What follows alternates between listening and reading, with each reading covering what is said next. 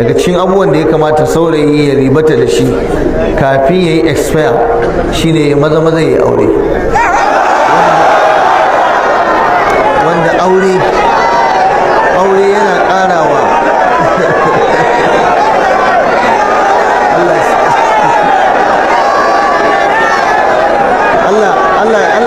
Allah ya baku kuɗi ku yi aure.